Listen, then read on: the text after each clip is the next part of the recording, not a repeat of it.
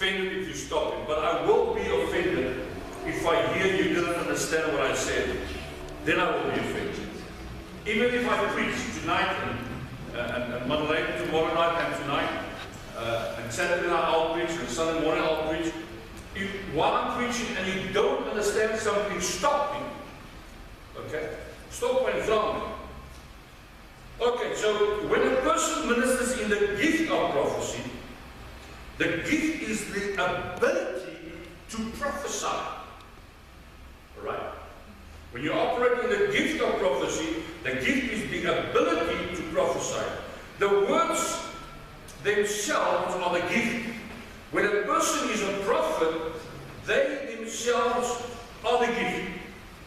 So the prophet is a gift of God that prophesies, that is a gift of God, and that is the ability to prophesy.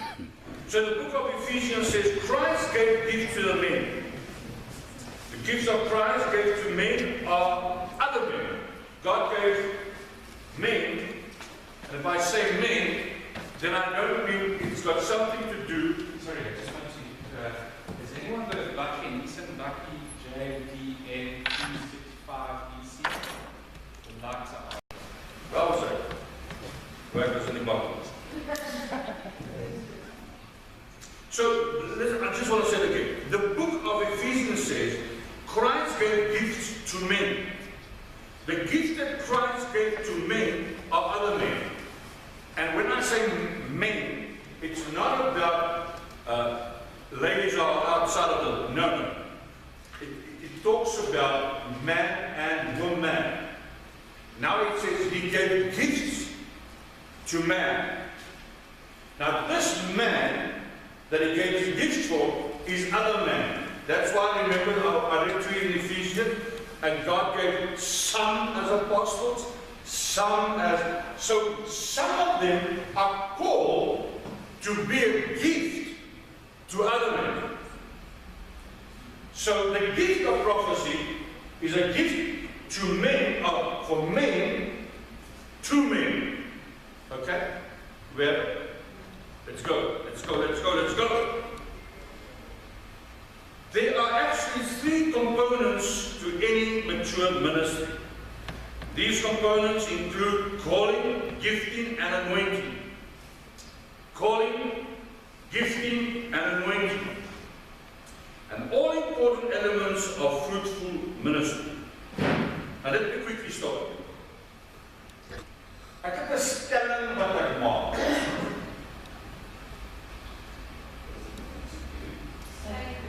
I've got a statement, and I say, I as a preacher, or anybody as a preacher, as a minister of the gospel, you can be so anointed as much as possibly can be. But if the people don't accept you as person, they don't accept your word.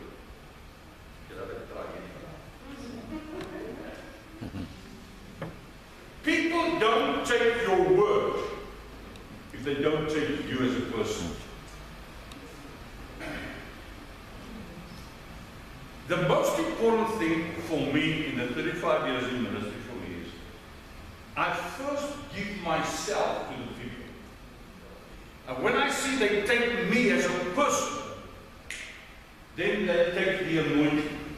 You can be as anointed as you want to, but if the people doesn't take your gifting, they don't take your anointing. Alright? That's why you can't put an evangelist in a church to be pastor in the church. Evangelists will build it up for 1 year or 2 years, and then he's going to break it down because he's not a pastor. He's not a shepherd. He's an evangelist. But you don't get a pastor really going outside and preaching a lot there. It's more an evangelist kind of thing. So you understand what I'm saying is, if people don't take you as a person, they don't take the anointing that you preach with. Okay? You must an excellent place to say amen. Amen. So components that include calling, gifting, and anointing. Now listen to me. Calling gives you identity. Calling gives you identity. Now the Bible says, 1 Corinthians 1 chapter 1, Paul, called as an apostle of Jesus Christ by the will of God. Okay? So calling gives you identity. Number 2, gifting gives you ability. Right? Gifting gives you ability. 1 Peter 4 verse 10 says, as each one has received a special gift, employ it in serving one another as good stewards of the manifold grace of God. So number 1, calling gives identity. Gifting gives ability. Now, anointing. Anointing gives purpose. Now, you can't be a minister if you don't have a purpose. You can't live successful on earth if you don't live with a purpose. So anointing gives purpose. Isaiah 61:1 said, the Spirit of the Lord is upon me, because the Lord hath anointed me to bring good news to the afflicted. That's the purpose of the anointing. He has sent me to bind the brokenhearted. That's the purpose of the anointing. To proclaim liberty to the captives. That's the purpose of the anointing. And freedom to prisoners. That's the purpose of the anointing. So don't forget, calling gives identity, gifting gives ability, and anointing gives purpose. You see, the gifts and callings of God are irrevocable, but the anointing of the Lord ebbs and flows according to the relationship we have with the Holy Spirit. If we don't have an intimate relationship with the Holy Spirit, there's a lack in the anointing. Because it's not the Holy Spirit that breaks the yoke. It's the anointing that comes from the Holy Spirit because of my intimate relationship and your intimate relationship with Him. Then the anointing comes through the Holy Spirit, and the anointing is in me and in you to just preach the gospel. Alright? The gifts that God has given to us become the abilities in which we accomplish His purposes. So ministry is all about Him, nothing about the person that preaches or prophesies. We have it? Okay? So therefore, we must realize that the calling of our lives describe who we are. Everybody in South Africa knows us. They know I'm not a good pastor because I don't like it. But they know my prophetic. And not because I'm pushing the prophetic, I can't help it. You'll see many times I'm so busy preaching, and then God gives me a word to somebody. I'll turn to that somebody and give it to that person, not thinking, if I look at that guy, I think he needs this kind of word. Look at his shoes, no, I think he needs this kind of. Look at his jewelry, no, I think he needs this. No. It's the anointing. You understand what I'm saying? The gifts and callings of God are irrevocable, but the anointing of the Lord ebbs and flows. I said it to you guys. Now let's have a look at the prophecy that is defined. Prophecy is the purest sense of foretelling and foretelling.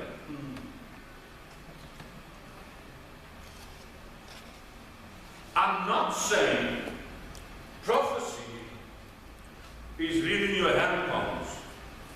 I'm not saying prophecy is that's not what I'm saying. I'm saying prophecy in the purest sense is foretelling and foretelling.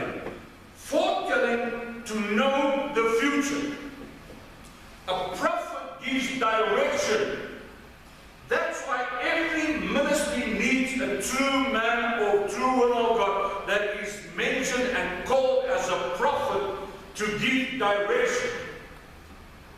A prophet is never led by circumstances, but a prophet prophesies and changes the circumstances. Do we understand that? Okay. The following is an example of foretelling. Agabus speaks prophetically about the famine that will take place all over the world. It happens a few years later. Okay? So you foretell it. Now, foretelling is the know the future. Foretelling is to cause the future. Remember I said last night or the night before, I said, it's very easy as a prophet to say, well, God showed me there would be a tsunami. If you're a true prophet of God, then God will use you foretelling the future to cause the future. Then you say, tsunami, in the name of Jesus Christ, I stop you. Not bragging with the other brothers and sisters. Yeah, you know what God showed me. That's easy. Anyone can say God showed me. Like there was a prophecy in 2002 that Donald Trump would be president in the United States. That was long before he ever thought of being president. In 2002 already, it was prophesied. And now God is really using that man to change the United States of America. And everybody that's not from God is disappointed in him. Because he's not part of the Illuminati. Because he's got men and women, pastors, men and women of God, on his prayer group. But today, he's president of the United States because of a man and woman of God that prophesied. You see, prophecy can change your future. Prophecy can change your business, your marriage, it can change everything. That's why it's so important to have an intimate relationship with God. Church, die kort en die lang van die storie is, you can't be an awesome man and woman of God, born again, if there's no Holy Spirit in you. Sorry, friends. Sorry, you can't, you know.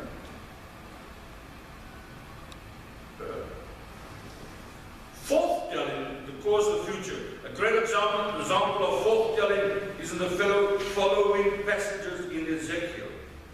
God instructs prophet Ezekiel to prophesy to the dead bones, and they became a mighty army. Where do you want to have a better example?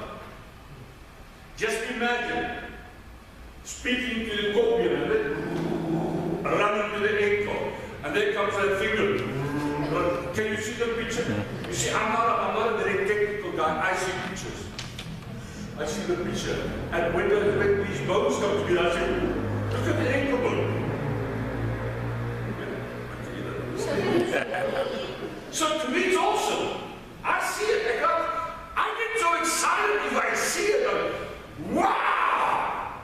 So when I get somewhere and somebody's dead, I ask them, can I quickly pray for this person that is dead? Because God said we will raise up the dead. So I make sure I get someone to practice it. And people will laugh. That's fine, you can laugh. But the day it happens, then you won't laugh. They say to me, okay, if I drive in my car en 'n begrafenis ding ry hier verby. Wat doen hulle like that funeral carrying.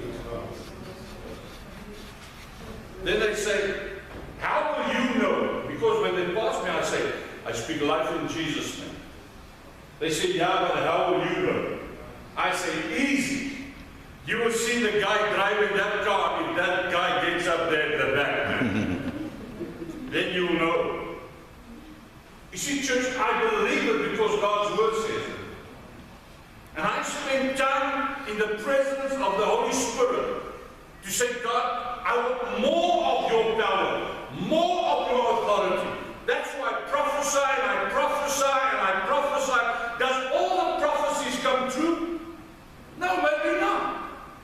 But most of them do. But remember one thing. If I prophesy in your life and you don't believe it, it will never happen.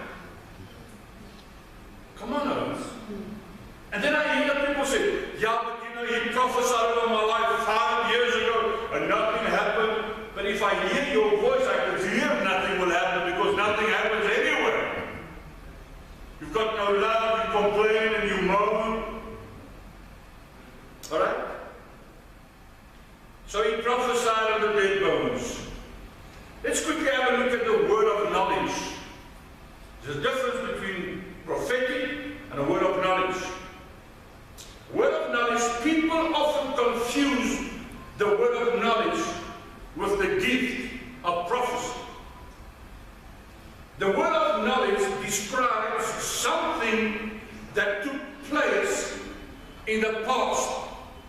Listen clearly now. A current circumstance or a fact about someone's life. Can I just repeat this for the people to hear it again?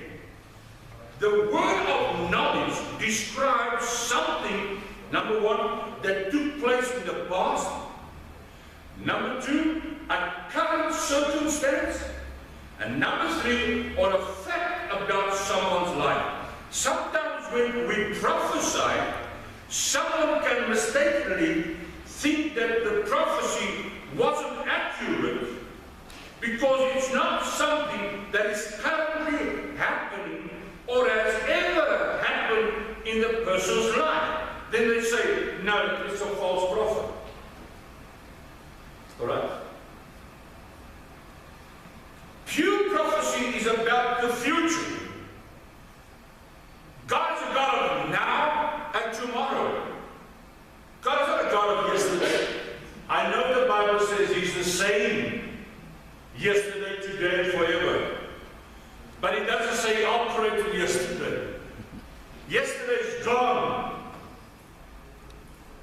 God is a God of the now and the God of the future, of tomorrow. In the prophetic word lacks an element of something that has already taken place. This simply means that the word of knowledge was not part of the delivery.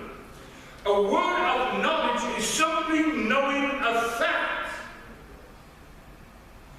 Word of knowledge is simply knowing a fact revealed by the Holy Spirit, of which we have no prior knowledge.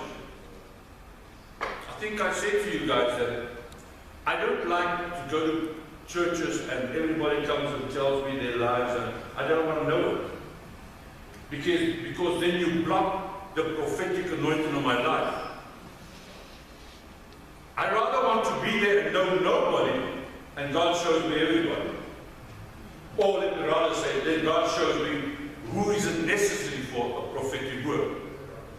Okay? Sometimes somebody comes to me and says, you gave so many people a prophetic word. Do you have a prophetic word for me? Then I say, yes, I have. Wait. Wait till you get your word.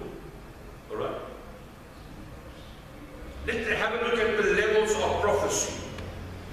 There are generally 4 levels of prophecy. Level 1, the prophetic culture. You get some congregations, my goodness, you just walk in there and you feel the atmosphere of the prophetic. You feel the atmosphere of anything can happen any moment. Have you ever been to a church like this? We spoke about Pastor Bill from Bethel. I mean, in that congregation, anything can happen any moment. Because the people are equipped, the people are taught the different levels of prophecy. And I mean, Chris Madelain came there and he lost everything. his businesses and everything. And then one guy came and gave him a new business, paid off his own house. Come on, right? Because the atmosphere in the church is a prophetic atmosphere. A prophetic atmosphere. You always have the desire for something to happen in your life. Madelain and I don't move nowhere without expecting something. Anything. Anything. I'm not fat, I'm expecting. Sing it. Okay. That's a kind of life. It's a lifestyle to live in a prophetic culture takes place when a prophet or high-level prophetic anointing is present in the geographic location, in this atmosphere. Even non-prophetic people can prophesy. So any person can prophesy. But you must have the Holy Ghost in you. You cannot say this is what God said if you don't even have an intimate relationship with God. It's like I'm telling you what Madelain likes and I'm not even married to her. You understand what I'm saying? But I can tell you everything from A to Z about Madelain. I can tell you things that her mother doesn't even know about her because we are all these years together. Do you have it? You see, this demonstrated in the life of King Saul. When he was pursuing David in the wilderness, he encountered a group of prophets who were prophesying in the desert. Suddenly the spirit of prophecy fell upon Saul, and he prophesied along with the prophets, even though he was wicked. Do you understand? It's beautiful when he said, I am a changer of the atmosphere. Not because I'm so good, it's got nothing to do with the prophet or the person. It's got everything to do with the Holy Spirit that is within you, the gift of God, the intimacy with God.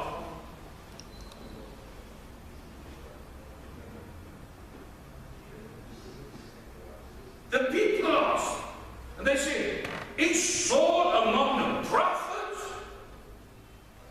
Do you believe that? He's a wicked man. But what happened? He moved into the atmosphere of the prophetic. You see this? And I'm prophesying now, man of God. I'm prophesying. Write this down. This congregation is busy moving into an atmosphere of the prophetic. And people will come from the north and the south and the east and the west to come and move into the atmosphere of the prophetic. Now the prophetic atmosphere cannot be in this congregation if the Holy Spirit doesn't have the first right in this church. So prepare yourself for something. Prepare yourself for something awesome that is about to happen. I told Pastor Lichai just now, I said, I can see the difference since last year to this year. How the people has grown to maturity. 1 year. Can you just imagine what's going to happen the next few months?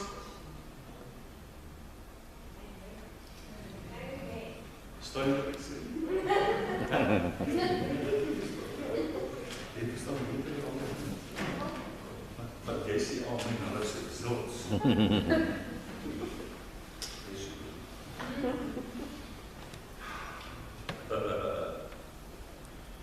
Is Saul among the prophets?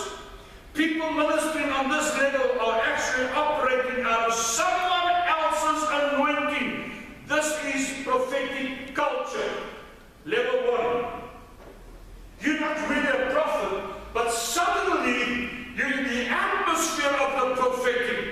And now it just happens. It happens. It happens. Okay? You might say they are borrowing from someone else. In a prophetic atmosphere, even a donkey can speak for God. That's where the chorus came from. Word donkey. Word donkey. This is church. Okay.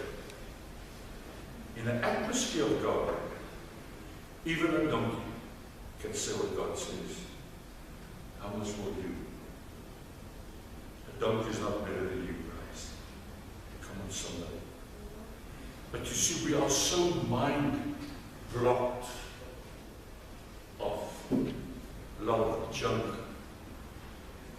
May God release His anointing and power on you. I said, I will not allow a rock to shout out the greatness of God. I will not allow a donkey to speak what God says. If I will not spend time with the Holy Spirit and see in the future what God says. Word donkey gaan sê, daar is jy met my. Level 2. Alright, level 1 was a prophetic culture.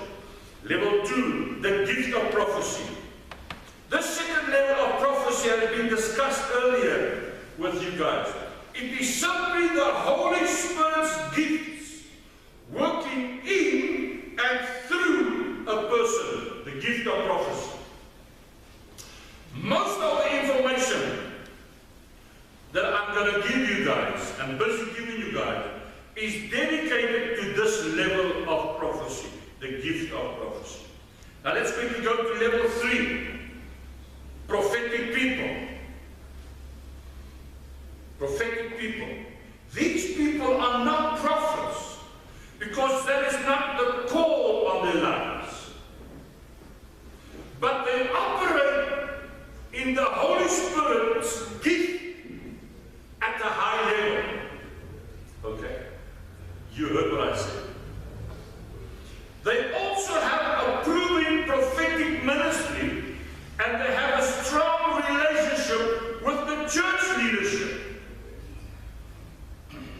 It's difficult for a prophet to be in charge of a congregation.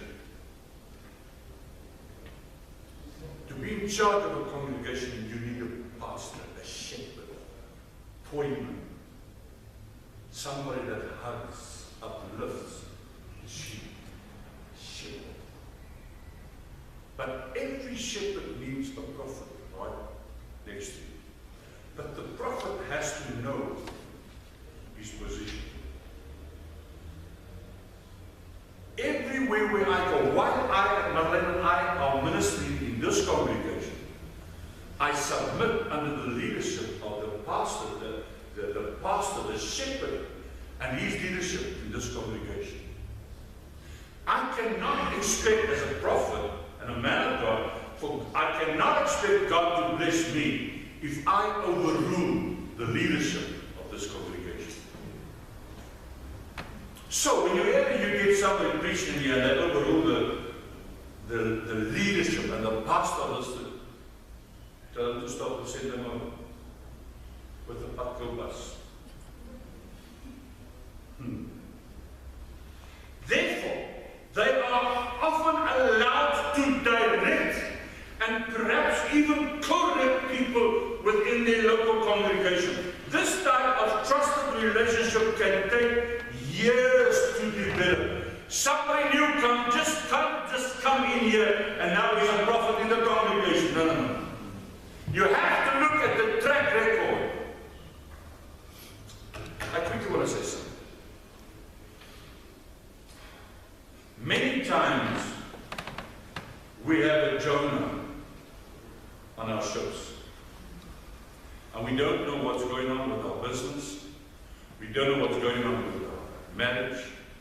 We don't know what's going on with whatever we do. We don't know what's going on in the congregation. Suddenly something is wrong. The reason for that is many times we accept Jonah on the ship. And you know the story of Jonah.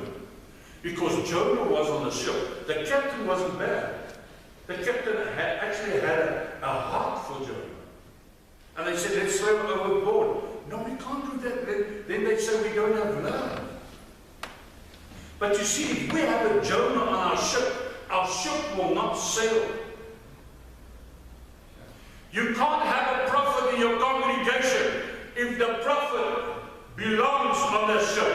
If the prophet is running away from God, don't allow him on your ship. Do him a favor, that prophet, and throw him overboard so that God can take hold of him and bring him to the purposes that God has in their life. The biggest problem is that people say, yeah, but then the pastor and the leadership, they don't have love. No, your ship will sink because you think you've got love, but if you really love that person, throw him overboard. Sounds rude, but that's a godly thing to do. There are many churches that have on their church boards, they have a Jonah. But you can identify a Jonah because he's unsatisfied with everything. He's unsatisfied with the atmosphere. He's unsatisfied with the ship because he doesn't belong on it. He belongs on another place that God said he has to be. I think I said something too sensitive because there was no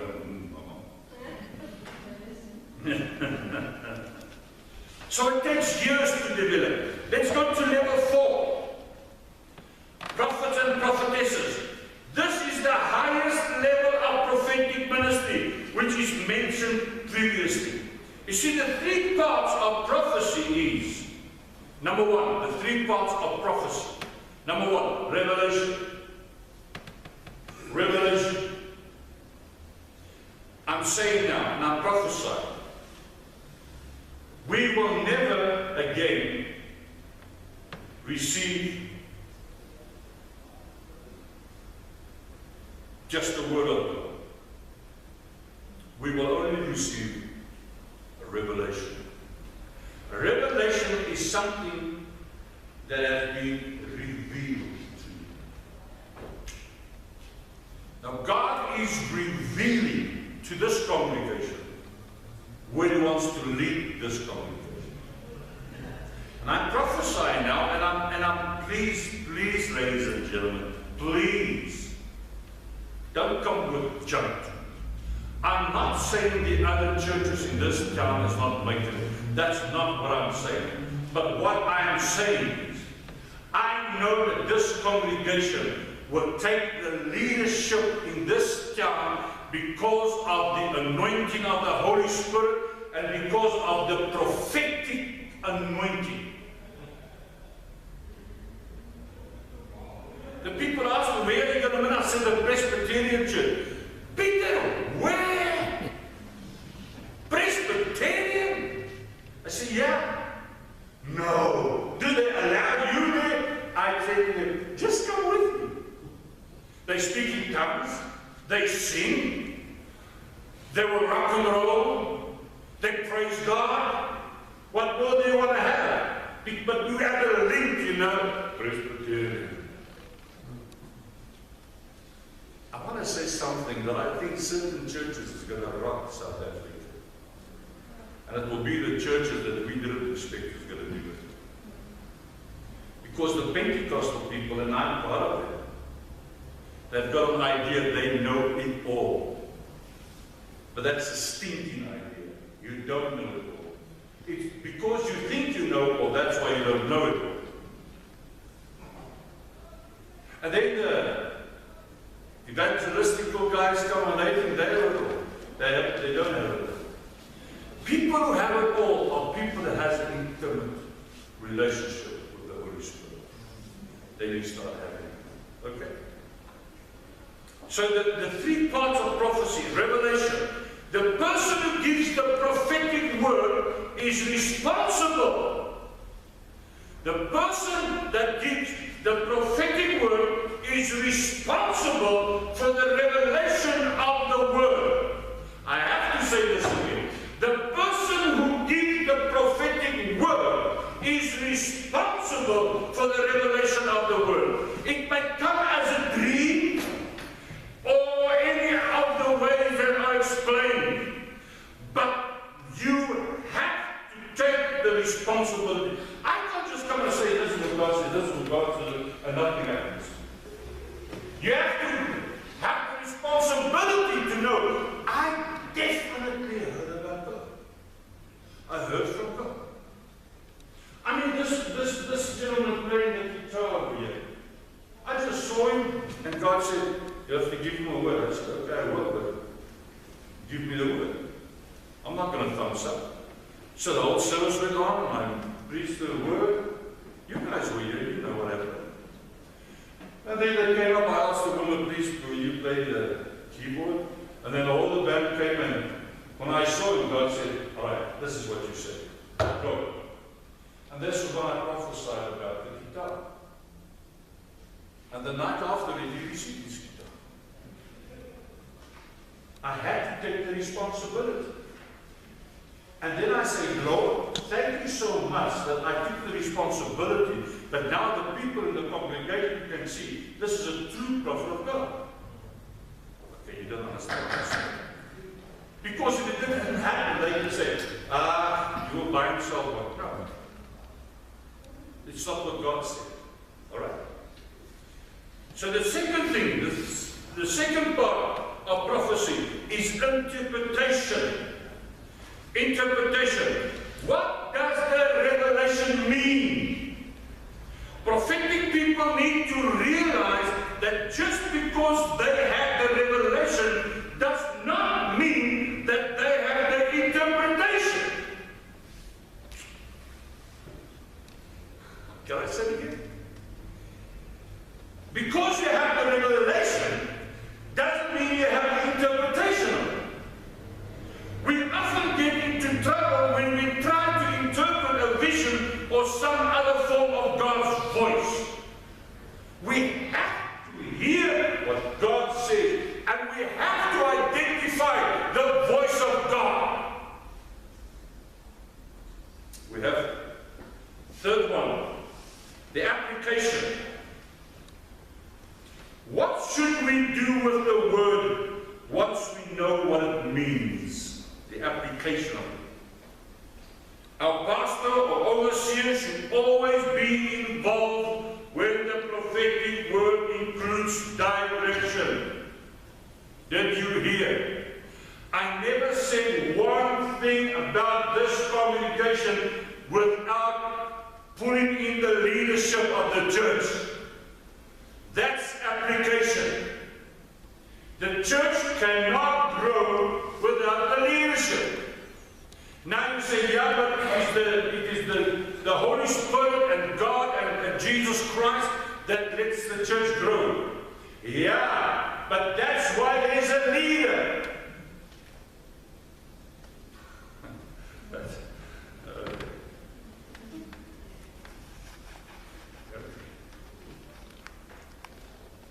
They should help the recipient of the word devise a plan to actually apply it to their life and walk it out. Pastor Michael will now know, every time I say, take note what I say, then I look where he is, right? Take note what I'm prophesying to this person. Because he must be involved. I said, take note what I'm saying.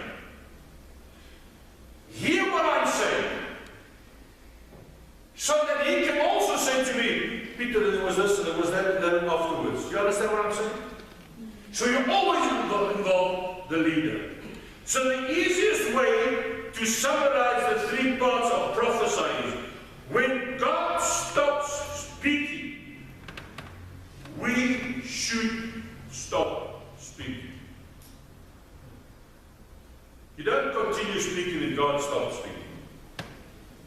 Stop there. People who are prophesying often feel the pressure to give the interpretation.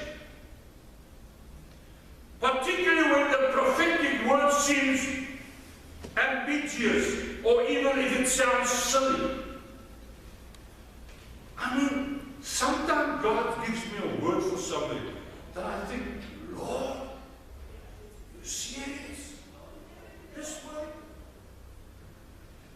And then when I give that word, I feel like laughing.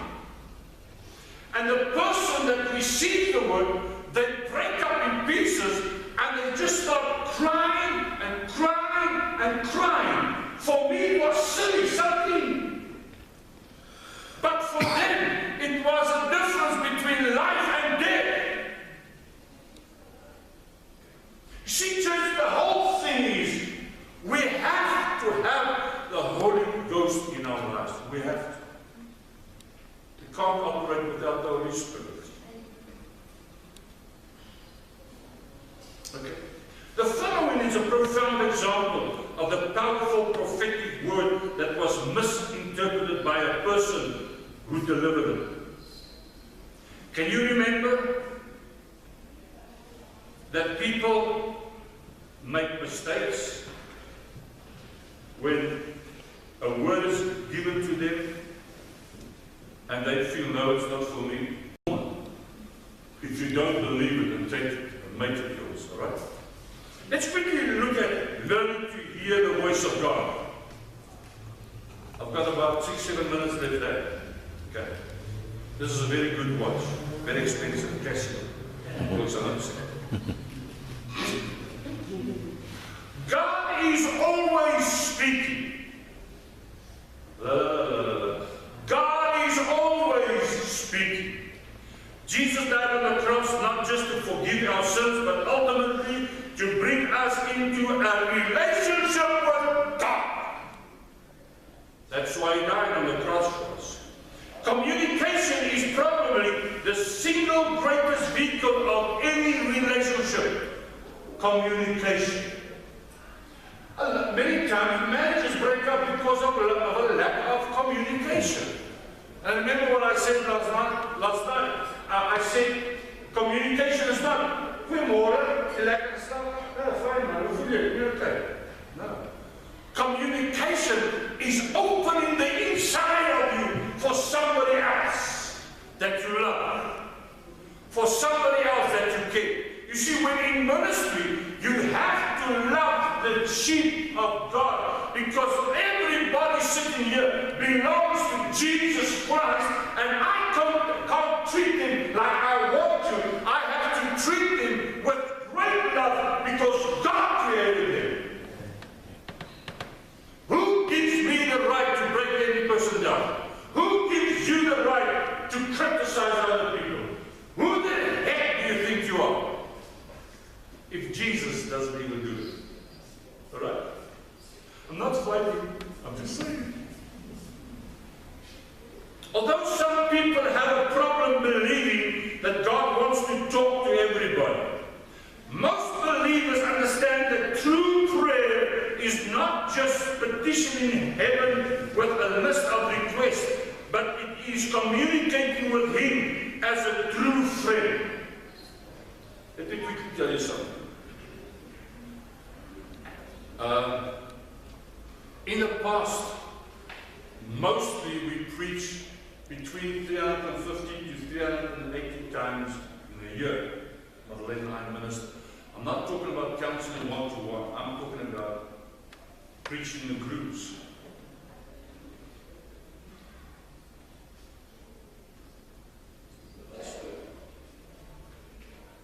They asked me, do you get tired?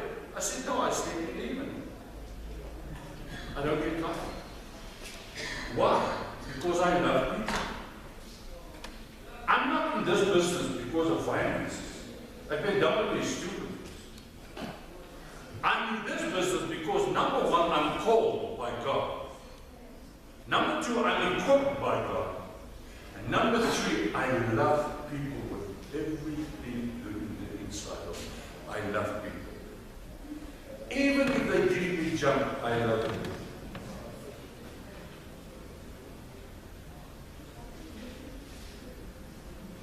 Knowledge is power. You see, Jesus said, my sheep hear my voice. He doesn't say, the sheep. He says, my sheep. Maybe, yeah, one day I'll preach about. There's a difference between God's sheep and God's sheep. There's a difference between sheep and when God says, my sheep. I know tonight I'm not talking to the sheep. I'm talking to my sheep. God's sheep. Do you understand the difference? Okay. When you fall with the Holy Ghost, you're God's sheep. In John 10:27 it says, my sheep hear my voice. You see, prophecy in its simplest form is merely hearing the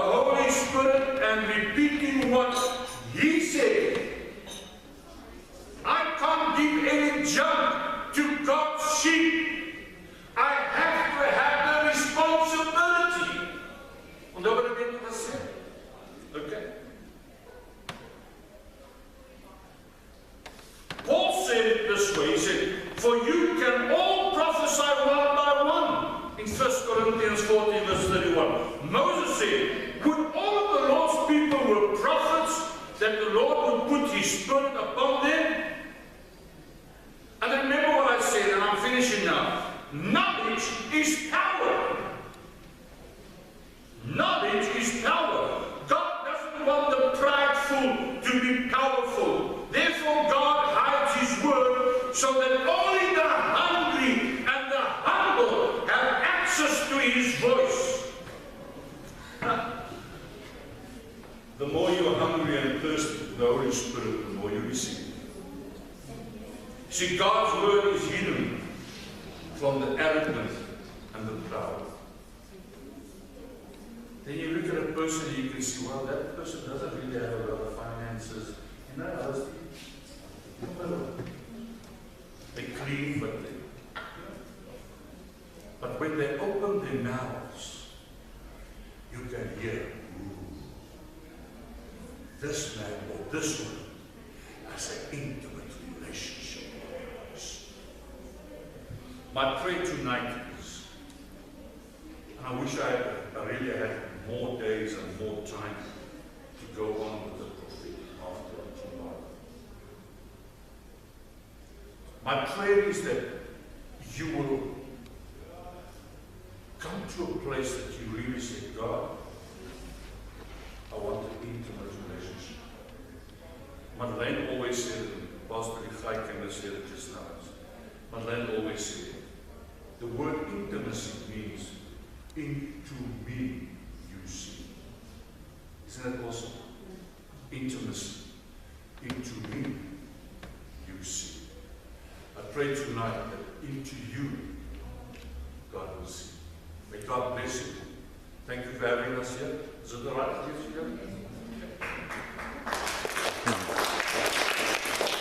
God bless you. Thank you so much.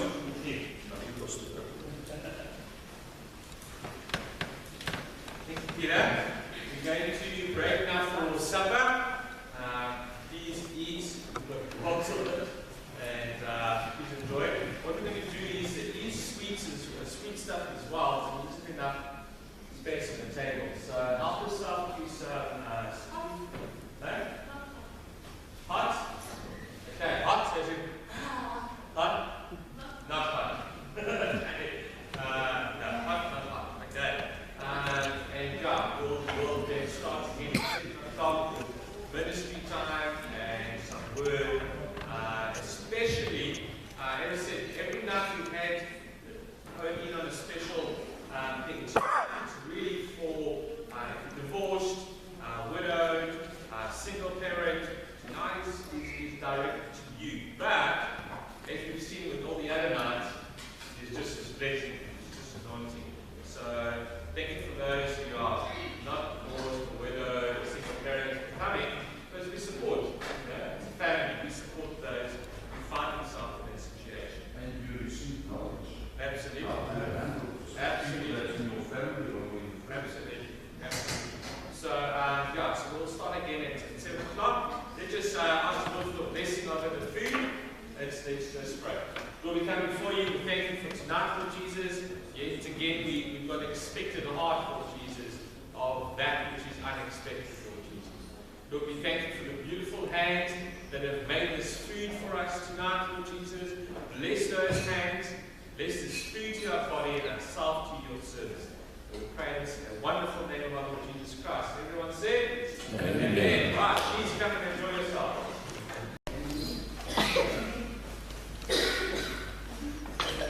Hallelujah means hallelujah. Hallelujah. Come on to those rooms. Hallelujah.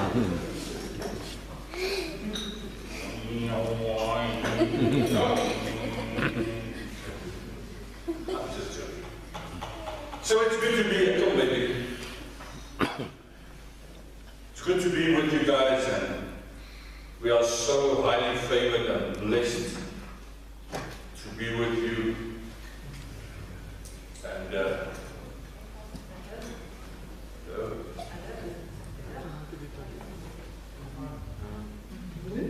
There you go.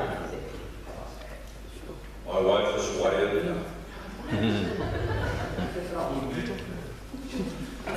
Right, tonight we're going to speak about the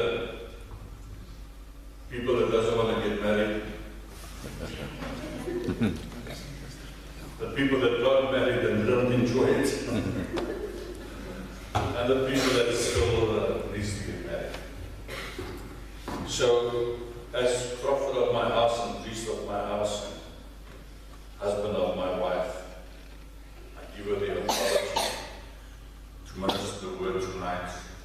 We're going to do it like last night. I'm just going to give some impartation where she ministers, and then tomorrow night she's going to minister to the ladies.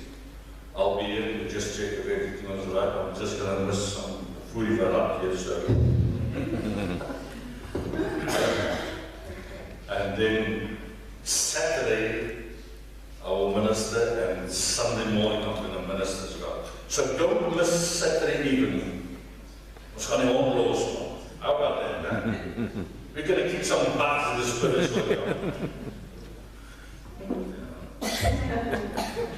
And Sunday morning as well. So God bless you guys. Vilma. Hello everyone. Hello. How are you doing? Good. Good. Okay. Again tonight, I'm not going to preach, I'm going to teach. Is that right? And let me see who was here last night. Okay, excellent. I'm happy that you were here, because you're also learning tonight a lot of things. And let me see who have never been married yet. All right. Okay, divorced people. Okay, and widowed people. All right. Okay, you're more than welcome. It's good to have you here, and I just want to say you are precious to the Lord. Just do this. Say. And exhale. What did you do now? Breathe. Okay, God says He is the air that we breathe. You have just inhaled God. Isn't that awesome? Wow, His fullness is in you. And the moment you're going to realize how much of Him is in you, it's not a little bit, it's everything is in you, that is when you will start standing up from where you are to a better life. Amen? Amen. Okay. That sounds like preaching. I'm not going to preach. Okay, I want to start off with Psalm 51, verse 17. The Word of God says, "My sacrifice, the sacrifice acceptable to God, is a broken spirit, a broken and a contrite heart, broken down with sorrow for sin and humbling and thoroughly penitent. Such a God you will not despise." Now, normally people who are also single, divorced or widowed are people that really hurt inside of them. Okay, it's people that has a broken spirit. And God says He will not despise you. Isn't that awesome? He knows you. He cares for you. He knows what you went through up to today. But He has the answer for you to stand up from that position to a better position. All right. I've got a lot of stuff here tonight. It seems like it's a mixed role, but that's good. Okay. Let's just see. Single. That means you are unmarried and you were never married before. Okay. So, and then you can sit with questions like, I'm just going to touch on a couple of things, then I'm going into the singleness, because you're all single. Doesn't matter if you haven't been married, or you're divorced, or you are widowed, you are single. So, unmarried means you were single never before. So, then you can sit with questions like, why do everybody get married around me, but I'm not married?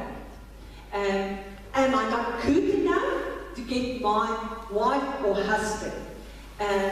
Is there something wrong with me? Am I too thin? Am I too thick? Am I too short? Am I too tall? And it's all egocentric actually, because you think negative about yourself and you have all these questions. Why are you not married? Amen.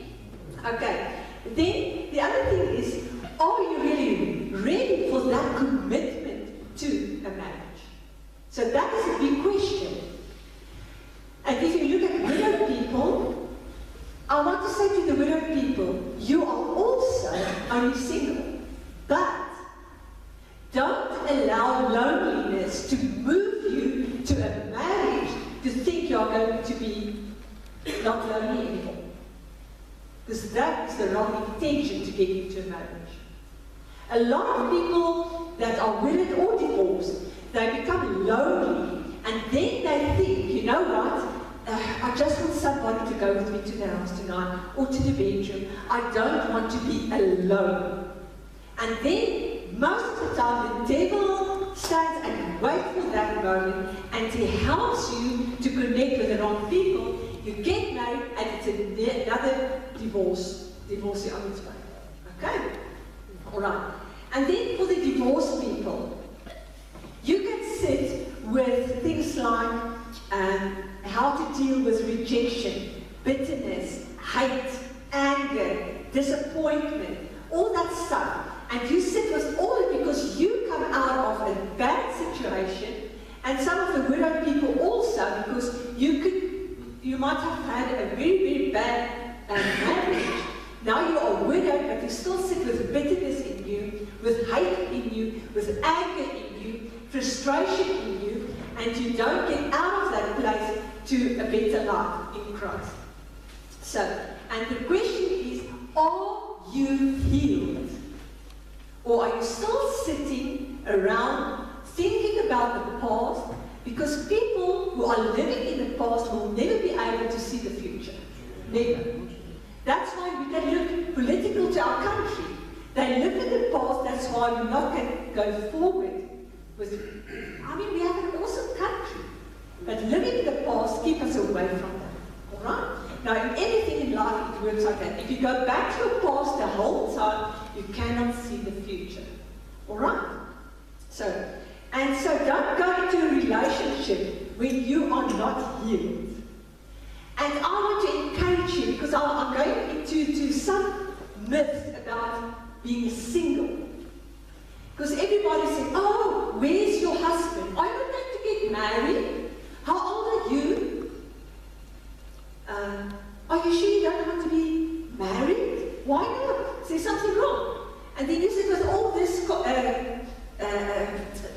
questions in your head, and people speaking to you, and you are bombarded with it the whole time, and then you start thinking, is there something wrong with me? You know? And that is just where you miss the whole point. Because what does it mean to be single? When you are single, you should be complete. Okay? When you are single, you should be complete, you should be satisfied, you should be happy with yourself. That is what singleness means. So just look at it. Singleness is a myth. To be truly single means to be all one. It means to be alone, to be separate, unique, and whole. So when I am single, so I am satisfied with who Madelain is. So I don't need anybody to make me happy. Madelain is happy with herself. She is whole in herself. She's satisfied. You don't even need me, Mom. No. You go back to that. So I am satisfied with who I am because I know my position in Christ. All right. Then I come to Peter, and Peter knows who he is. So he is single but whole. All right. And two single, whole people makes a uniqueness in God to become one. All right. So that is where the difference is. And people think there's something wrong with me, there's something wrong. Why am I not married? And especially our age and older, you grew up and then you become you're mooi and you're Carol, and you sit on the rock and all those negative things. Where does that come from? Just because you didn't marry at 20? Our age people, we married young. Today's older. Okay? And actually better and wiser. But I just want to say that the young people of today is not emotionally strong as our generation. And that is that. The generation of today, the young people, they have more open doors to go overseas at a young age. We didn't have it. But we had to commit ourselves to one person, and we just made it work. But today it's so easy. Go to the lawyer and divorce. 6 weeks later, you divorce. Okay, so what does it mean? So is it just a thing on paper? Yeah, legally it's only a thing on paper. But when two people get together, that is when you come to a point you know God is in control of our life. Amen. Okay, so no human being can meet your ego, your soul, or your spiritual needs. So if you want to marry someone to meet your ego, to meet your soul, or your spiritual needs, you might as well settle all of that with God. You are fit already for marriage only when you are totally fulfilled in Him. Because when you are fulfilled in God, because He is in you and you are in Him, then only you are ready for a marriage. Yeah. Amen. You wanted to say something? Okay. So, until you are a separate, single, unique and whole person, you are not ready to marry. So I want to tell you people, even if you are single, divorced or widowed, if you are not a whole person, you are not ready for a marriage. Amen. Amen. You let me work tonight. Many have confused singleness with being alone. To be single doesn't mean you are alone. To be alone, you can sit between thousands of people and being alone. You can be in a marriage and be alone. Alright. And the reason for it, because you are not whole. You sit with bitterness, you sit with unsatisfied things in your life, you sit with hate, you sit with anger, with disappointment, with all that kind of stuff. You sit with that, and that is why. So if a state of singleness means to be unique and whole, then to be totally single should be every Christian's #1 goal, to become whole in Christ. Amen. So I am very happy for even the people who are married to tonight, you're going to find yourself. Okay, so instead of running from being single, you should be running towards singleness. Because in Genesis 2 verse 18, God said, it is not good that man should be alone. He didn't say it wasn't good for him to be single. He said, you should not be alone. And there is a profound difference between the two. Between singleness and to be alone. So to not be alone, all you need are other humans to be your companions and close friends. Then you're not alone. Because there are other people around you. But marriage was not instituted to solve the problems of being alone. Human beings were created as an answer to that problem. So you were not created to come together and say, I'm not alone anymore. You're supposed to become whole in yourself, to become single and know who is God in you. I have a vision for myself. He has a vision for himself. We come together and we get a vision for us. Alright? Now you sit with bitterness and the whole time you are thinking of the past and you do not stand up in your power of God in you, and you cannot move forward because you're thinking the whole time, he did this to me, she did that to me, he did this to me, she did that to me, and you cannot stand up on God's word, and the whole time you feel that God neglects you. Loneliness is not qualification to get married. The biggest problem that people have is they get married because they're lonely. And then they take every down on area and it doesn't work. So loneliness doesn't qualify you to get married. Amen. True. So marriage will not solve aloneness. So please, if you sit here tonight and you are not married, marriage will not solve your loneliness. Many people are in non-working marriages in which they pray to become free, to sleep in separate beds, or operate in tension. Marriages like that create more aloneness than those who are single could ever face. Okay, so this is it's actually so serious. I'm so serious to talk to you people, not to think of singleness as a bad place in your life. It's a good place, but you need to become whole yourself, and then God will send the person on your way that will connect with you. Okay? So, but I just want to say, God will not choose your husband or your wife for you. Never. God will not choose your husband or your wife for you, because if He did, that would violate the free will and power of choice He gave you. It's you that make the choice who you want to marry, and then it's your choice if you're going to let it make work or not. Amen? Alright, so the responsibility is on you to make your marriage work or your relationship. So, if God chose your mate, He would be taking the responsibility for your relationship. Then, and if that failed, the blame would be transferred to Him, and God only presents that you choose. Alright? So, yes?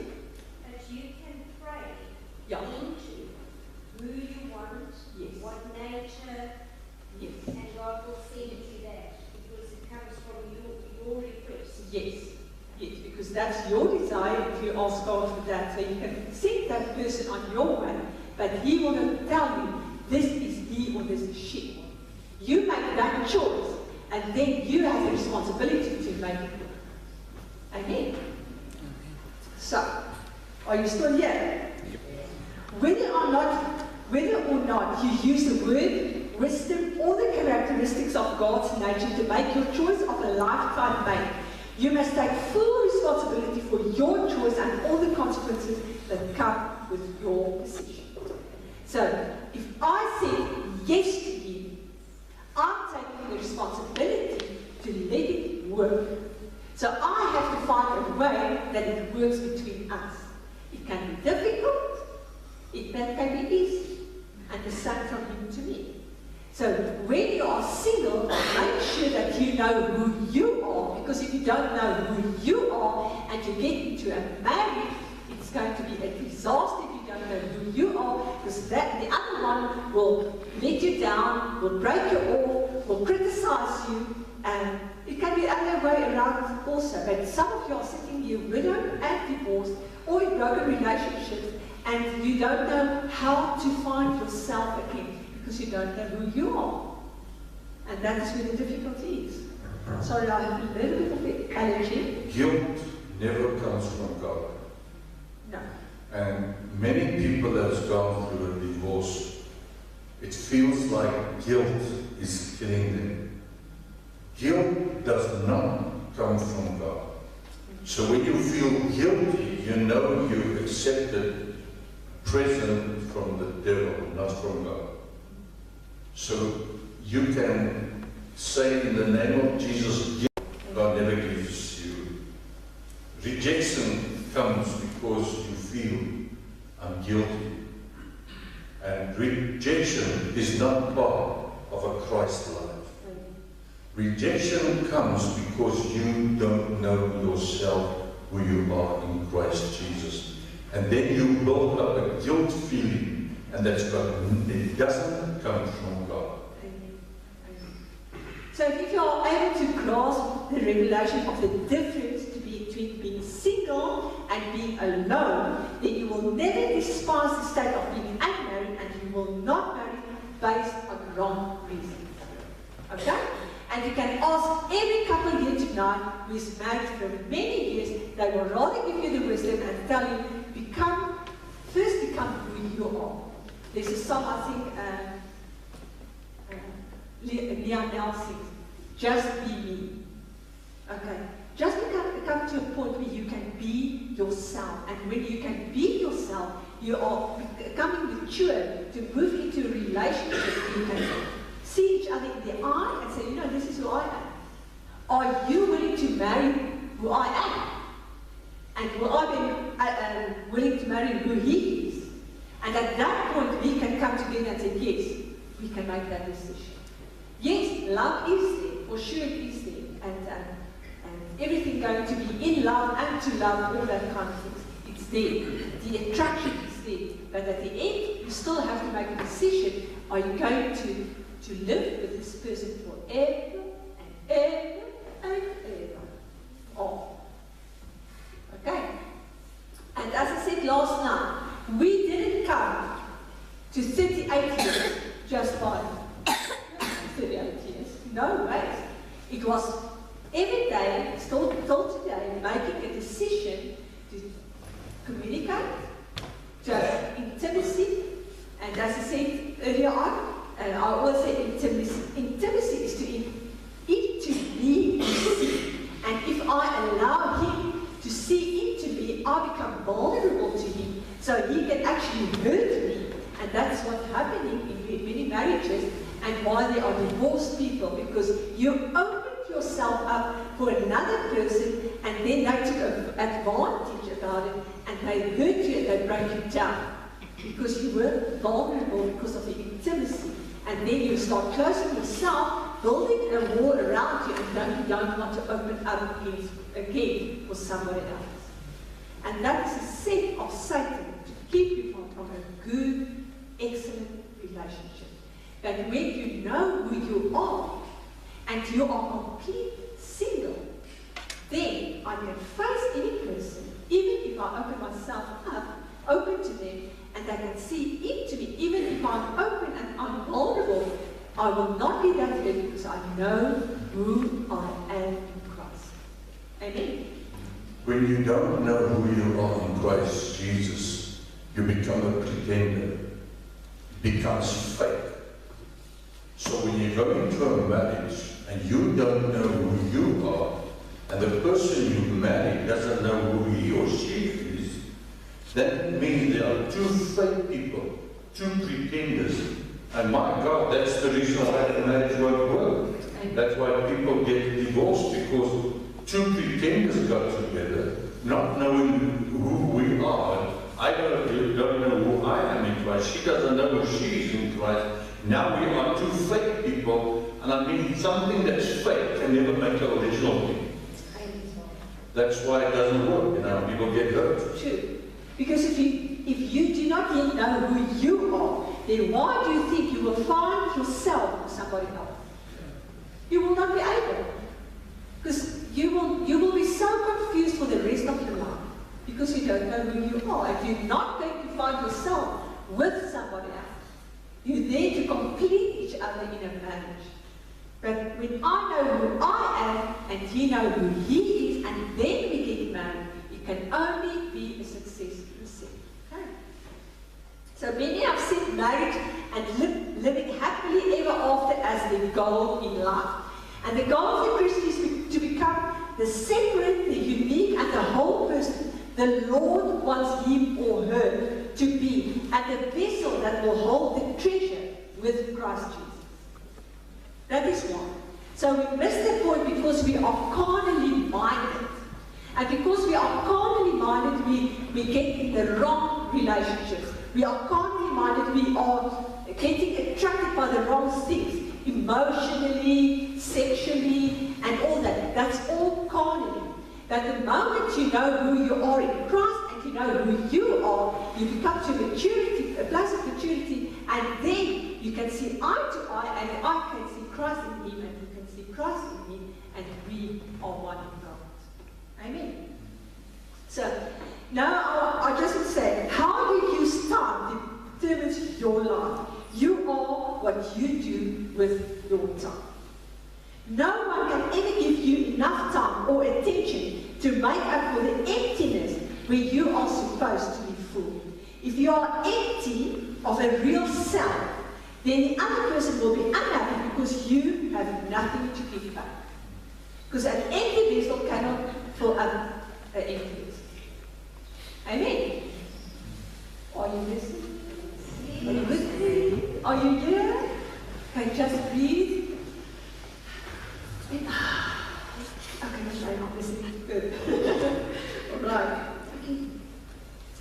When you become consumed with being who you are and focus on fulfilling your purpose, not somebody else's purpose, your purpose, then you will be ready to give up your aloneness in favor of togetherness with someone else who is separate, whole, and unique. Okay, I just want to repeat it. When you become consumed with being who you are and focus on fulfilling your purpose, alright, then you will be ready to give up your aloneness in favor of togetherness with someone else who is separate, who is whole, and unique. Alright? But because I am whole, your marriage will only be as successful as your singleness. If you are successful in your singleness, you will be successful in your marriage because you know who you are.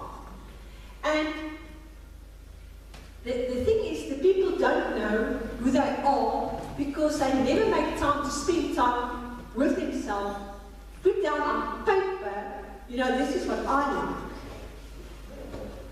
So, if I like, okay, let's say for instance, I like to be in the nature.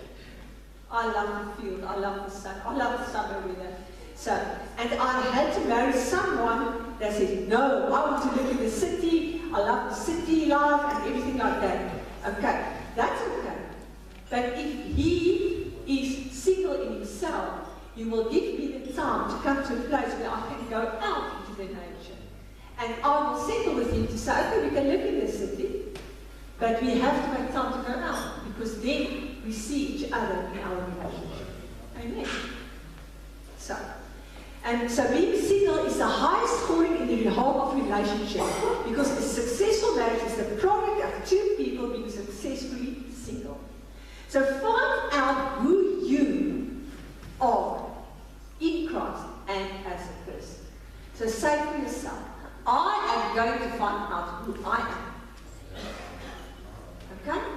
Because many times I'm speaking to women and men, they don't know who they are. I just recently had a lady, I'm actually working away with her in life, and she WhatsApped me and she said, Madelain, please, I need help. I'm sitting in a church, I'm proclaiming the word of God, I'm praying, I'm confessing, I do all the right things, but I don't get somewhere. I'm always sad, I'm always disappointed, I feel always rejected, I feel never good, always depressed. And so I sent her a voice note. I said, listen, okay, let's start from the beginning. Tell me who you are. Tell me who you are. I know it. Okay? I know it. So I said, I'm waiting for you. I'll do it via WhatsApp still. Okay? And I told her, I said, you tell me who you are. I didn't hear from her. And then about 3-4 days later, she sent me a voice note, and she was crying, she was sobbing. She said, Madelain, I don't know who I am. I don't know who I am. I don't know what I like or dislike. I'm just getting up in the morning, breathing, giving my husband his breakfast, married for 28 years, going on, working, going home, sleeping, but never she knows who she is. And so I started walking with her, really with God in it, to let her come to a point where she's going to seek herself. And that is where we have to come, because we get to marry when we don't know who we are. So find out who you are in Christ and as a person, and then come to terms with that person. Knowing who you are is the first step towards your wholeness. And accepting yourself is the second step. Okay? So if you need to get married to be fulfilled or to love, you are not ready for marriage. If you want to go to a relationship or to get married and to get fulfilled or to get love, you are not ready for a marriage. Point. The very thing that makes you need to get married will become the problem in your marriage. That's it. It's as simple as that. And it all comes back to a place of maturity to say, telling yourself the truth. If you can be mature enough to tell yourself the truth, you will stand up on the Word of God, seek yourself, find yourself, and then you will be ready. Amen. Matthew 22, verse 39, Jesus told the people to love your neighbor as yourself. I think I mentioned it last time. So you cannot love your neighbor. You will never be able to love your neighbor if you have no love for yourself. How many, I told the people today, twice a week, as part of what I give to the communion, where we are staying at Hartlepoort, I exercise the old age people in the old age home. Now, my clients are, the average age is 87. So one day after I give them a whole body workout, but in the chairs workout, okay? They sit in their chairs. But then I said, just hug yourself and say, I love myself. So this one old timer said, no, I cannot do that. God will hit me with something if I don't. I said, why? Because God's word says, love your neighbor and love yourself. If you cannot love your neighbor, if you don't love yourself. And God says you cannot love him that you didn't see if you cannot love your neighbor. You can't love your neighbor and you can't love your neighbor if you don't love yourself. And you can't love yourself if you don't know who you are. Then you're loving a thing. If you don't know who you are, how can you love yourself? Then you just love a thing. And that's not love. So, and if you are sitting here tonight and you are moving into a relationship again, and that person tells you, I love you, first ask him or her, do you love yourself? If he or she loves him or herself, then you can say, okay, let's go. But if that person doesn't love him or herself, don't go, because that person will not be able to love you. It's as simply as that. And it doesn't mean loving myself, I'm arrogant. It doesn't mean loving myself. I love myself so much and I have no love for other people. No. We're talking about the godly love. If I love myself, then I'll always have love for somebody else. Amen. And if you do not love yourself, you will look to someone else to make up for that absence of love. And it's wrong. It's wrong. Yes, then if you reject it and all the disappointments coming in and all the negative stuff coming in, and you will never come to a point of wholeness if you are in love. How many people die every day unfulfilled? How many people? Well, if you rather ask, how many people die fulfilled? People are not fulfilled in themselves because they don't know themselves. Amen. Okay. It is complicated enough to develop singleness while you are unmarried. So why add complications to complication by marrying an unsingle person and then have two people in the same house still trying to develop singleness? Okay, I want to repeat it. It is complicated enough to develop singleness while you are unmarried. All you who are single and married now, to find singleness is to find yourself, to be happy with yourself, to be complete with yourself. So that is complicated by itself. So how much more will it be complicated when you get into a marriage and then try to find yourself and your wholeness? You will never find yourself. Unless both of you try to get there. Do not let people rush you into getting married. Some people are not married yet because they are smart enough not to hurry into it like other people did. Right. So actually, I want to tell you, if you are not married and you're single, like you've never been married before, you are actually wise. Don't rush into a marriage. I don't know. You know what? You, like us, we have children, they're grown-ups now.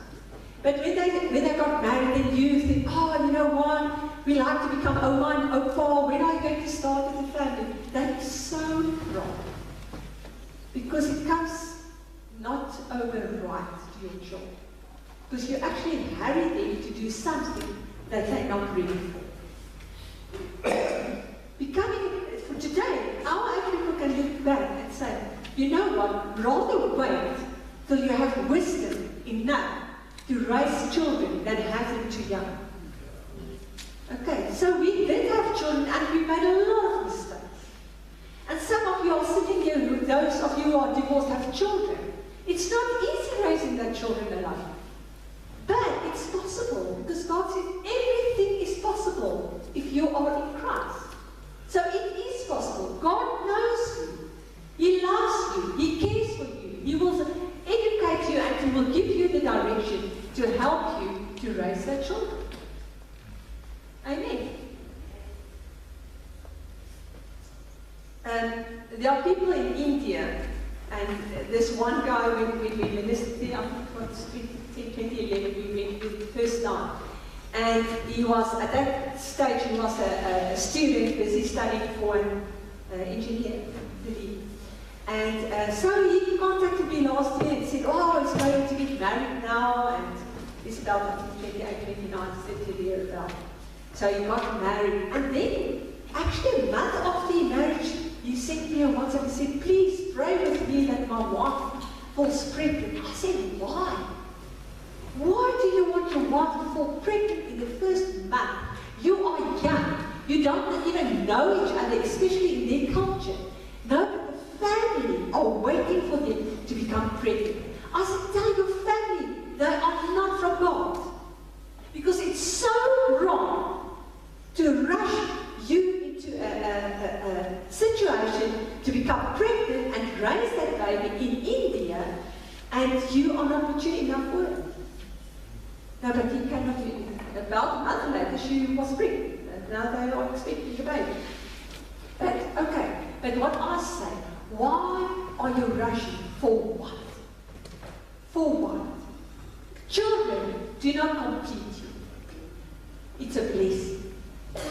I mean, you have to be complete yourself. You must know yourself. Even if you have never been married, even if you are divorced, even if you are a widow. And you can sit here tonight and say, Madelain, you don't know what was my marriage like. I am divorced. I was married to the devil himself. Okay? Who said yes to that man or woman? It was your choice. Things didn't work out, but by listening to what God says tonight, because He says, my people have no knowledge. And that is why, Hosea 4:6.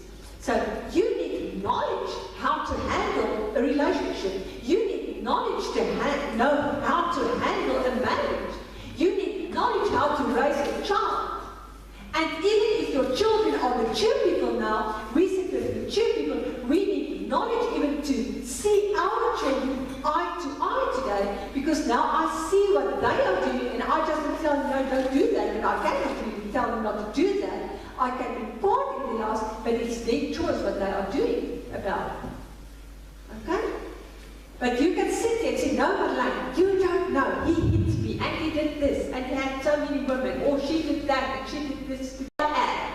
I want to tell myself the truth. I want to step out into a new life for me, and if there's a child, or 2 or 3 maybe, I want to be successful by finding me. And then you will allow your child to find herself for himself. And to be widowed, let me tell you, I ask women or men, why do you want to get married again? And especially women. Why do you want to get married again? To say yes and amen again for a man that you had one for 40, 50 years. Now you want to get married again, start all over again. And maybe you wanted to travel the whole world, and now you say yes to another man, and then you have to submit again, and he doesn't want to travel. So when are you going to... Mama, men are like that things. Men are like that. I didn't say. But you had your time.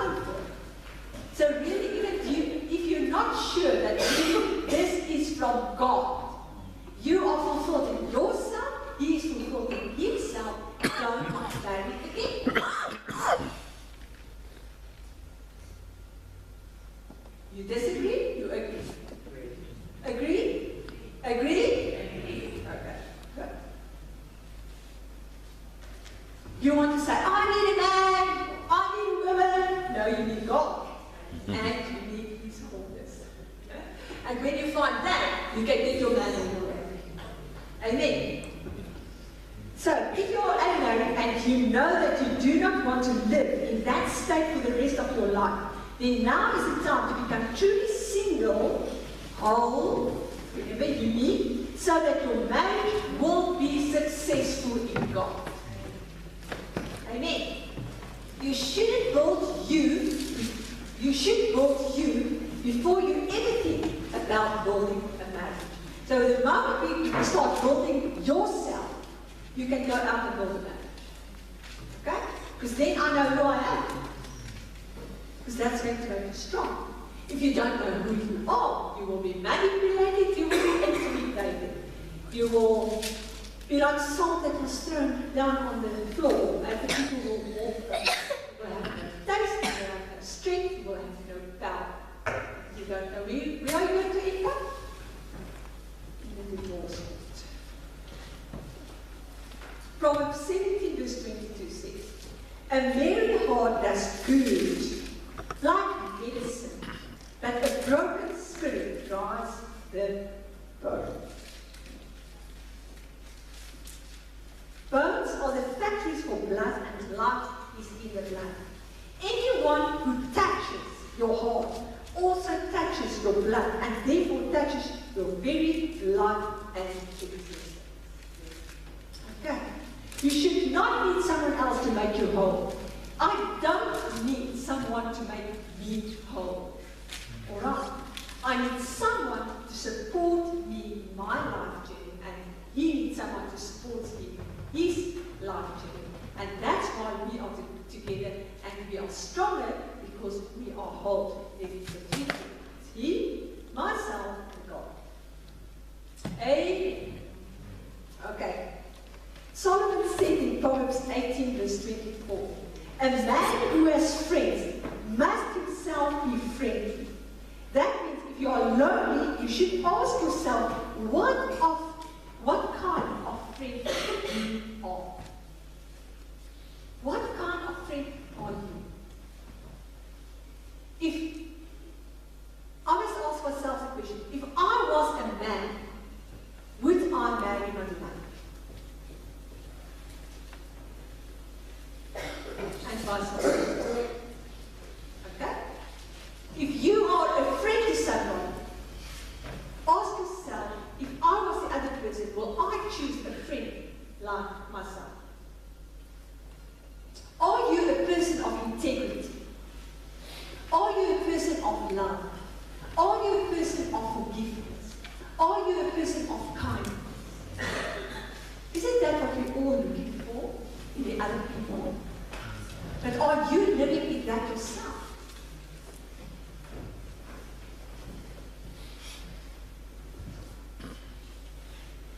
Are you afraid to be alone? Many people are afraid to be alone. Some people always want to be around other people, between other people. They are so empty that they have to live through other people. That's why. If you keep on seeking people around you, ask you, why can you not be on your own? Are you looking for other people to live your life through them? And that's why it's so easy to step into that place where you make the wrong choices in life. And then you sit with all this burden. You sit with all this sad, with all this brokenness. And God says, you will not stop this. He loves you. He cares for you. He actually said, please stand up. God is begging you to stand up. Because how can you be a testimony outside there if you still have a grudge against your ex?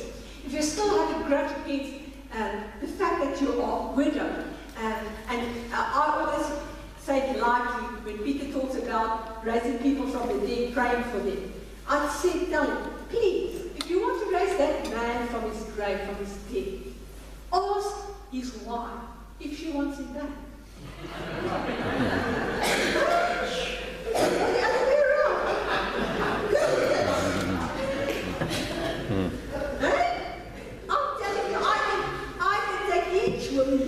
said, those who are divorced, just listen, not 6 feet, 16 feet, if he does. All right. You don't want him back, so just make sure if you raise people, Pastor Michai, if you want to raise people from the dead, make sure. Right. And again, God doesn't choose a mate for you. However, if you ask him, he will send you somebody on your way, and then you can have a mature relationship with that person, and then you can ask God to help you, to guide you. But don't get in a marriage before you don't know yourself. Do not claim a particular person to be your mate without finding out God's opinion first. When you find yourself attracted to someone else, you'd better find out why very quickly. It could be only sensual attraction. It could be that you feel the person fills an empty area in your life, in you. It could be that you are feeling the pressure of the world to get married. So ask yourself, why do you feel attracted to someone else? I like checking people out and seeing how or who do they attract themselves, or who do they attract to them. And it's interesting if you start checking the people out. And I have seen in many congregations, there are certain people that loves to come to people and talk to you. And then I always ask myself, why? You know, and many times it's a type of person, he doesn't like that characteristics about this, or in people like that. So, not against that person, but it's interesting for me how that person will go to him. And, well, maybe to myself also, but I'm a very open-minded person. So, and then I see, why do you attract certain people to you? What are you looking for? Are you searching for something to fulfill yourself? Or are you really yourself, that you can be so at a place that you can say, wow, I'm ready for a relationship? Maybe what's very important is you mustn't just recognize who you are when you go into a relationship. You must make sure that you know who you are for Christ Jesus. But when you want to go into a relationship, you must make sure that the one you go into a relationship with, that he or she also knows himself in Christ Jesus. Because if you take two different people, this one knows who he or she is in Christ Jesus, this one doesn't know, it's not going to work. But if both of them know, then it will work. So it's not just important to know who you are in Christ Jesus when you go into a relationship. You have to make sure that the one you go into a relationship, he or she also knows who they are. Or else you're going to babysit for the rest of your life. Amen. For sure. Absolutely. The only people God puts together in marriage are those who have the Holy Spirit within them. Everyone else is what man marries. So when you have the Holy Spirit in you and you meet somebody else with the Holy Spirit in you, God puts those two people together. But if there is no Holy Spirit in the other one, God doesn't put that two people together. It's godly and ungodly. Amen? Okay. So when you marry, say you're the woman, and you married someone that does not have the Holy Spirit in him, then you must take the consequences to start praying, because you sanctify him by your prayers. But you will know you will have to walk away in your life journey. That's not going to be easy. So, but when both of you are filled with the Holy Spirit, and I think in the session before, Peter also mentioned something about the Holy Spirit in us on the prophetic part, then I can start prophesying over him, and he can start prophesying over me, and we can come to a great example. You are not a whole single being who is prepared for marriage until you are prepared never to get a divorce. So when you are a single and fulfilled person in yourself for marriage, then you are prepared never to get divorced. But if you're not fulfilled in yourself, you walk the way of going to divorce. Amen. So, two born-again, spirit-filled believers are qualified to marry each other because they should be able to handle problems through love and forgiveness and through walking in the fruits of the Spirit.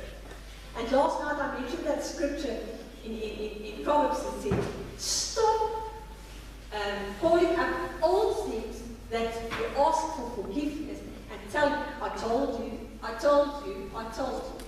If I did something and I asked him for forgiveness and he forgave me, and I do the same thing again, and he tells me, I told you, and he's going back and get all the old cows out of the grave, and that separates friends from each other.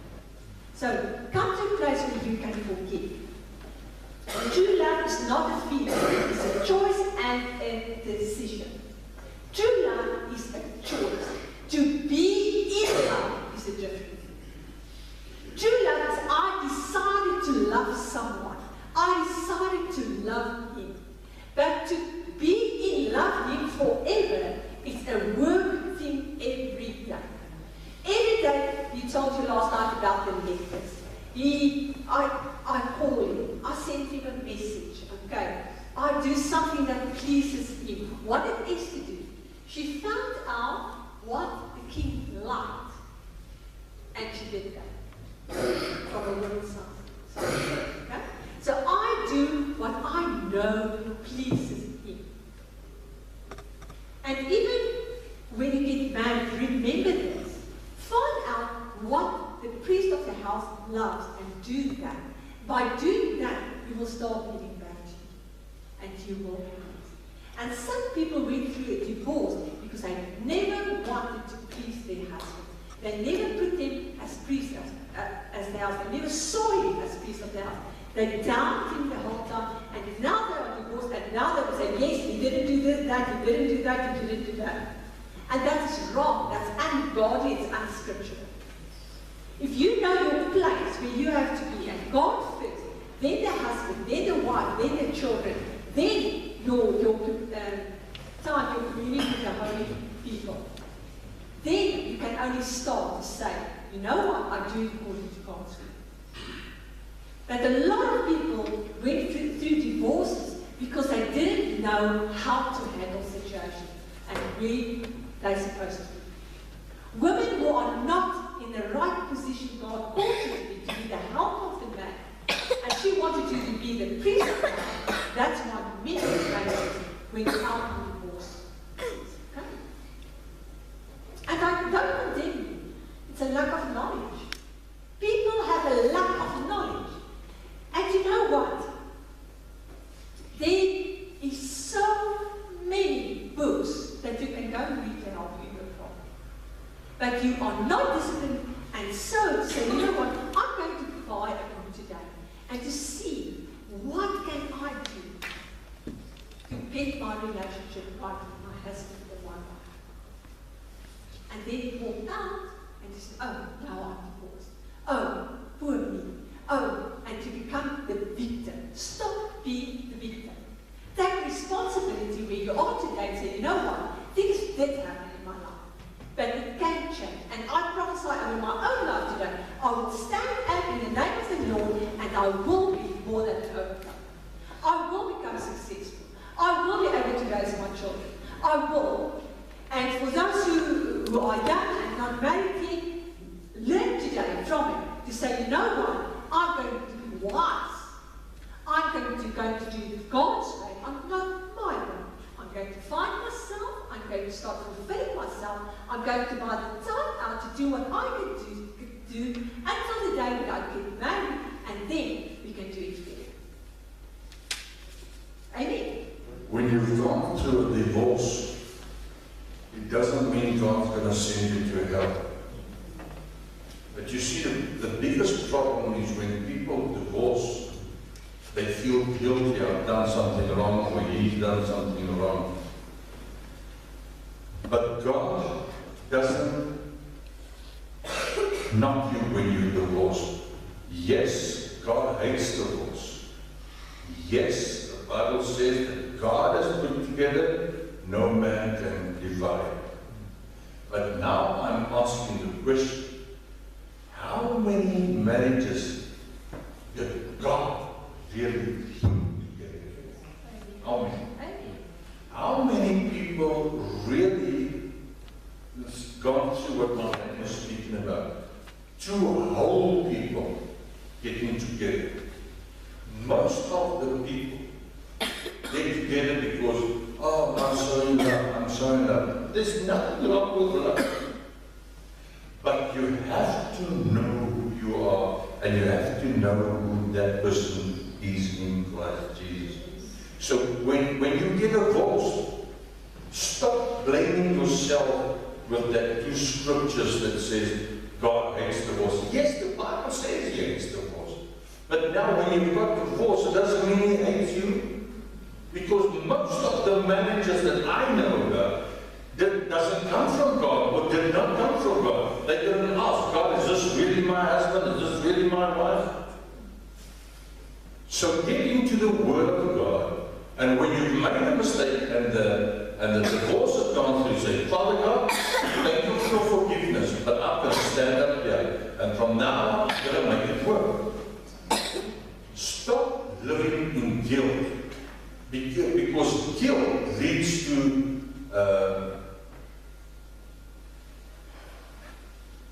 separation from God. Guilt leads to I feel offended and rejection. Guilt leads to rejection, and God has not got the word rejection in His words. No words. Rejection you put on yourself. I can say I'm rejected because I was born as a laat. I mean, my mom laat, my laat. And I never had time with my dad because he was so busy with his congregation.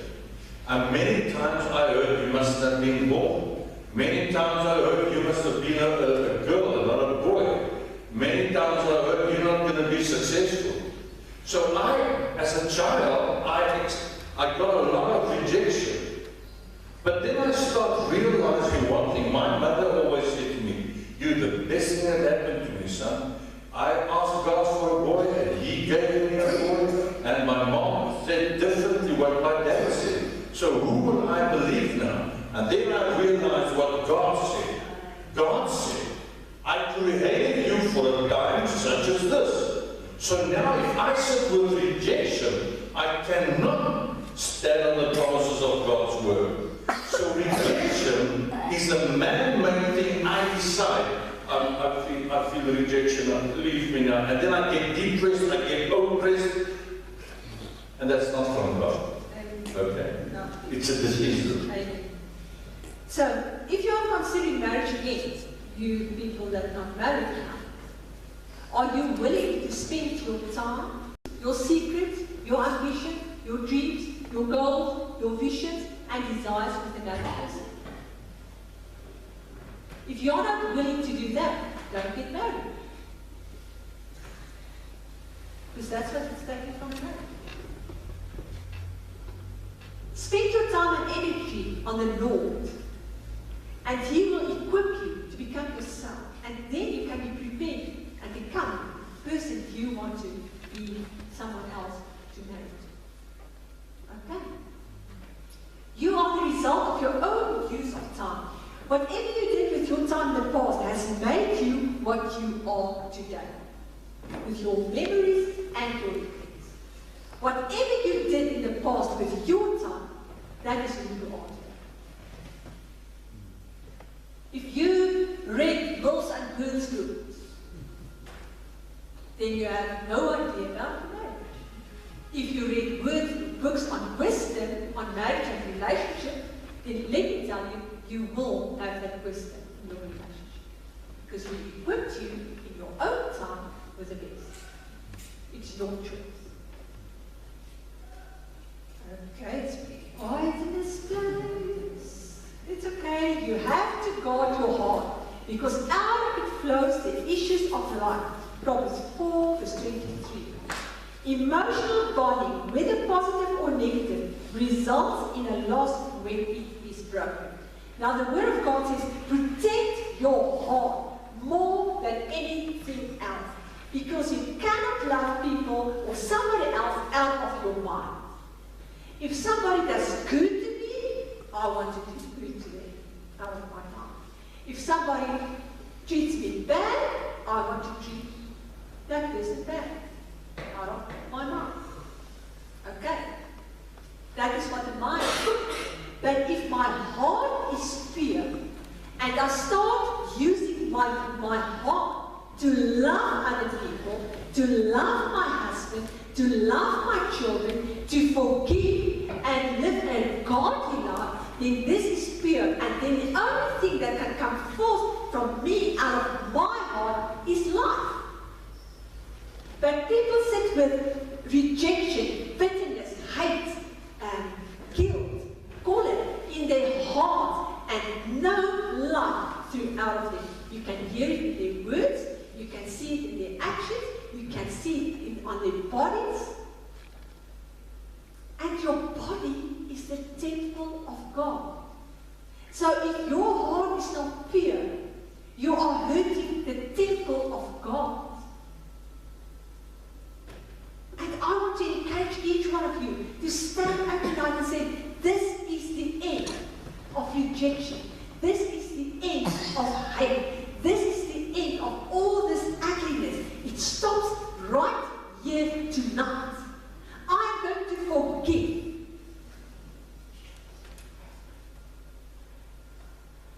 Instant relationships are no guarantee of instant relief from loneliness, pain, hurt feelings, or damaged emotions. There is not such a thing as an instant relationship. It's a disaster going to happen. And until you become whole, you will always be dependent on other people's opinions for yourself and for your own self. You don't need that. You don't need that, because you are special, you are a God-given person, you are created by Him. He has a purpose for you, but if you don't know who you are, how will you know what your purpose is? They say there are two big dates in any person's life. The day when you were born, and the day when you find out why you were born. What is your purpose? If you find your purpose in life, then you will know why God let it or allowed it for you to be born. And what is your purpose? When a relationship fails, do not just move quickly to another one. You see it so many times. This woman or man is going out of a divorce, see, and then a month later you hear, whoa, he's in another relationship, she's in another relationship. Somebody dies, 3 months later that person married him. Wow. I don't know. Why would you do that? Okay, step back and see what your contribution was to the failed relationship. So, and if you have not changed for the better in some way from your relationship experience in the past, then what is to prevent your next relationship from going the same way or worse? If you come out of a bad relationship, why will you go into the next one if you don't know why did it not work? You must find out why didn't it work. What was your contribution to it that it didn't work? You can always tell where you are by whether or not you can talk freely about your experiences without pain, negative emotions, or entangling your mind again in sin. So that's why I say, if you speak to somebody and she keeps on talking about her ex-husband, oh, he's terrible, he did this, you are not ready for another relationship. You are not healed, you need God to heal you. Take custody of yourself. Though you may have been hurt, it is time for you to take responsibility for restoring your life according to God's principles and to submit to His healing process. And just because you are not married yet, do not panic. Panic always begins with a fear of some kind, and it causes sell yourself short. Okay? So, if you want to sit here tonight and you know you hurt because you went through stuff, you are divorced, you are widowed, because many people who are widowed sit with the same word as somebody that's divorced. Rejection, hate, bitterness, she did that, he did that, both sides, it's going the same way. And people don't know how to step out of that. And there's only one way, and that is going to get to God so that He can help you to stand up. And I want to read for you Isaiah 60 verse 1. You all know it. Are you still here? Is it boring?